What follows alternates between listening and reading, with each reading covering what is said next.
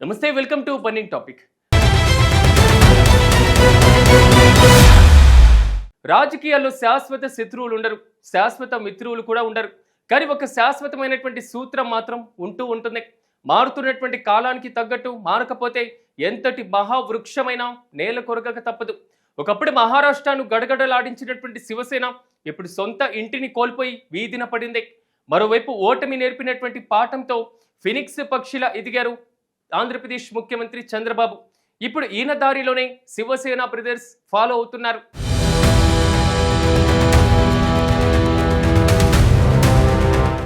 ప్రాంతీయ పార్టీని నడపడం అంటే అది కేవలం ఒక ఎన్నికల గుర్తును కాపాడుకోవడం కాదు, అంతకు మించిన ప్రజల నాడిని పట్టుకోవడం. ముఖ్యంగా బలమైన జాతీయ పార్టీలైన బీజేపీ వంటి శక్తులను ఎదుర్కోవాలంటే కేవలం భావోద్వేగాలు సరిపోవు, వ్యూహం కూడా ఉండాల్సిందే. మహారాష్ట్రలో బాల్ ఠాక్రే అంటే ఒక శకం, ఆయన మాటకు తిరుగుండదు. కానీ ఆయన వారసుల దగ్గరికి వచ్చేసరికి సీన్ రివర్స్ అయింది. ఉద్ధవ్ ఠాక్రే తన తండ్రి ఇచ్చినటువంటి వారసత్వాన్ని కాపాడుకోవడంలో విఫలమయ్యారని విమర్శలు కూడా ఉన్నాయి. కేవలం ఈగోకు పోయి సిద్ధాంతాలను పక్కనబెట్టి అపవిత్ర పొత్తుకు తెరలేపారు. ఫలితం పార్టీ గుర్తు, జెండా, చివరకు క్యాడర్ కూడా వేరే నాయకత్వంలోకి వెళ్ళిపోయింది.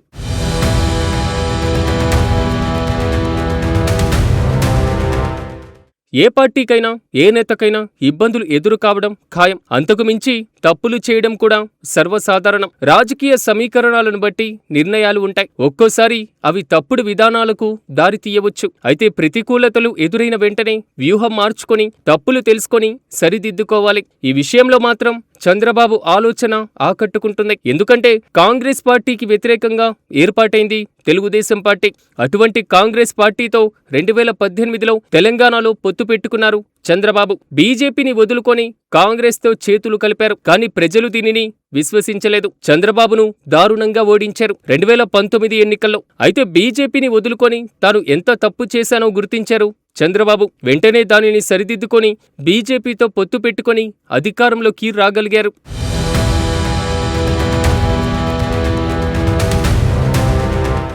ప్రాంతీయ పార్టీని నడపడమంటే కేవలం రక్తం పంచుకొని పుట్టిన వారసులకే సాధ్యమయ్యే పని కాదు. అది ఒక కత్తి మీద సాము. Politics is the art of possible అంటారు పెద్దలు. కానీ ఆ పాలిటిక్స్లో ఎప్పుడు ఏం జరుగుతుందో ఊహించడం కష్టం. అలుపెరుగని పోరాటం, మారేటువంటి కాలంతో పాటుగా అప్డేట్ అయ్యేటువంటి వ్యూహం లేకపోతే ఎంతటి సామ్రాజ్యమైనా పేకమెడలా కూలిపోతుంది. సరిగ్గా ఇదే ఇప్పుడు మహారాష్ట్రలో జరిగింది. హిందుత్వ శిఖరం బాలాసాహెబ్ ఠాక్రేని నిర్మించినటువంటి కోట ఇప్పుడు ఆయన వారసుల చేతిలో చేయి జారిపోయింది. భావోద్వేగాలు ఉన్న చోటే విఘ్నత పనిచేయాలి. కానీ అక్కడ అహంకారం రాజ్యమేలుతుంది.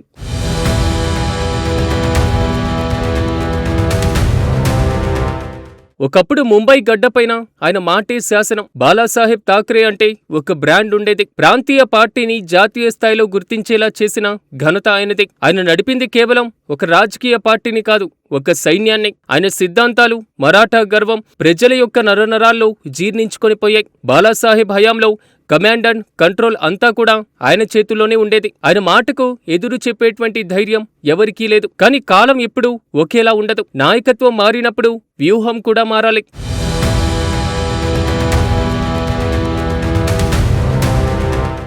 బాలాసాహెబ్ తర్వాత వారసుడిగా ఉద్ధవ్ ఠాక్రే బాధ్యతలు చేపట్టారు. అయితే రాజకీయాల్లో భావజాలం అనేది వెన్నెముక లాంటిది. శివసేన పుట్టింది హిందుత్వం మరియు మరాఠా సెంటిమెంట్ పైనే. కానీ 2019లో అధికార దాహం శివసేనను తన సహజ శత్రువులైన కాంగ్రెస్, ఎన్సీపీ వైపు నడిపింది. కానీ ఉద్ధవ్ ఠాక్రే సృష్టించుకున్నటువంటి ఈ అవకాశం ఆయన పార్టీ పునాదులనే కదిలివేసింది. బీజేపీతో ఉన్నటువంటి దశాబ్ద బంధాన్ని కేవలం పట్టింపుల కోసం, ఈగో కోసం తెంచుకోవడం ఆ పార్టీ చేసిన అతిపెద్ద తప్పుగా రాజకీయ విశ్లేషకులు భావిస్తున్నారు.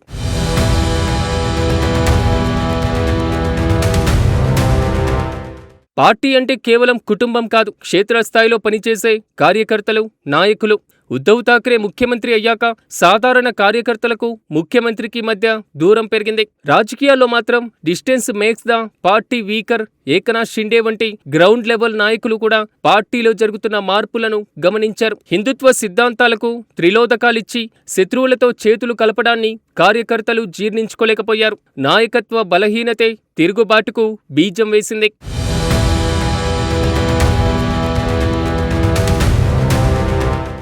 రాజకీయాల్లో మొండితనం ఒక్కోసారి కొంపముంచుతుంది. బీజేపీతో పెట్టుకున్న వైరం ఠాకరే కుటుంబాన్ని రాజకీయంగా ఒంటరిని చేసింది. కేంద్రంలో బలంగా ఉన్నటువంటి నాయకత్వాన్ని ఎదుర్కోవాలంటే కేవలం భావోద్వేగాలు సరిపోవు. చదరంగంలో ఎత్తులకు పై ఎత్తులు వేయాలి. కానీ ఉద్ధవ్ ఠాకరే కేవలం ఠాకరే అన్న పేరు మీదే ఆధారపడ్డారు. మారుతున్నటువంటి కాలానికి అనుగుణంగా పార్టీ క్యాడర్ను సమాయత్తం చేయడంలో విఫలమయ్యారు. వ్యూహకర్తగా కంటే ఒక బాధితుడిగా సానుభూతి కోసం ప్రయత్నించారు.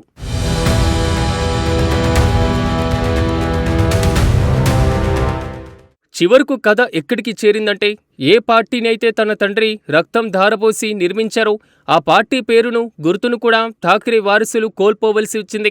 ఇదొక రాజకీయ విషాదం. మారకపోతే అంతరించిపోతావు అనేటువంటి సత్యాన్ని శివసేన ఉదంతం నిరూపిస్తుంది. ప్రాంతీయ పార్టీలు కేవలం కుటుంబ వారసత్వంతోనే నడవవు. నాయకుడి పనితీరు మరియు కార్యకర్తల నమ్మకం మీద కూడా నడుస్తూ ఉంటాయి. ఇవాళ శివసేన వేరే నాయకత్వం చేతుల్లోకి వెళ్లడం అంటే అది కేవలం ఓటమి కాదు, అది ఒక గుణపాఠం.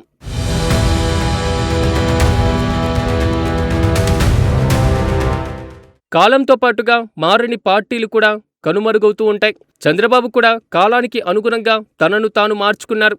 కానీ ఠాకరేలు పాత పద్ధతులకే పరిమితమయ్యారు. రాజకీయాల్లో మొండితనం కంటే వ్యూహం చాలా ముఖ్యం. ఉద్ధవ్ ఠాకరే ఈగో వల్ల బీజేపీ వంటి మిత్రపక్షాల్ని పోగొట్టుకున్నారు. పార్టీ సిద్ధాంతాలను వదిలేస్తే క్యాడర్ దూరమవుతుంది. కాంగ్రెస్తో పొత్తు వల్ల తెలుగుదేశం పార్టీ నష్టపోయినట్లే ఉద్ధవ్ ఠాకరే తన హిందుత్వ సిద్ధాంతాన్ని తాకట్టు పెట్టడం వల్ల అసలైన శివ సైనికులను షిండే వైపు వెళ్లిపోయారు. తప్పును సరిదిద్దుకోవడంలోనే విజయం ఉంటుంది. ఉద్ధవ్ మాత్రం ఇంకా అదే తప్పును కొనసాగిస్తున్నారు. వారసత్వం కేవలం పేరుతో రాదు, పనితీరుతో వస్తుంది. బాల ఠాకరే మాదిరిగా ఒంటి చేత్తో నడిపించేటువంటి సత్తా లేనప్పుడు కలుపుకొని పోయేటువంటి తత్వం ఉండాలి. అది లేకపోవడమే ఠాకరే సోదరుల వైఫల్యం.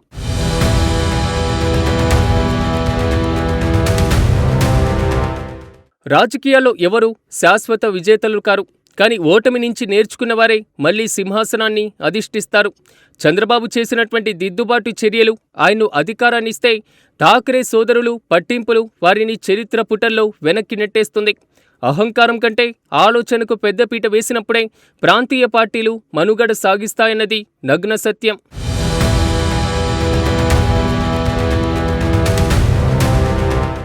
మహారాష్ట్ర రాజకీయాలు దేశవ్యాప్తంగా ఉన్నటువంటి ప్రాంతీయ పార్టీలకు ఒక హెచ్చరిక. పార్టీని నడపడమంటే అది ఒక ఇనుప గజ్జెల తల్లితో ఆట. ఇక విజయం శాశ్వతమని భావించిన వ్యూహాలను పక్కన పెడితే ఏమవుతుందో ఉద్ధవ్ ఠాకరే పరిస్థితిని చూస్తే అర్థమవుతుంది. వారసత్వం ఎంట్రీ కార్డు మాత్రమే ఇవ్వగలదు. కానీ సక్సెస్ కావాలంటే మాత్రం సొంత తెలివితేటలు, గ్రౌండ్ లెవెల్ నెట్వర్క్ ఉండాల్సిందే. శివసేన మళ్లీ పుంజుకుంటుందా, లేక ఈ పరిణామాలు ఠాకరే శకానికి ముగింపు పలుకుతాయా అన్నది కాలమే నిర్ణయించాలి.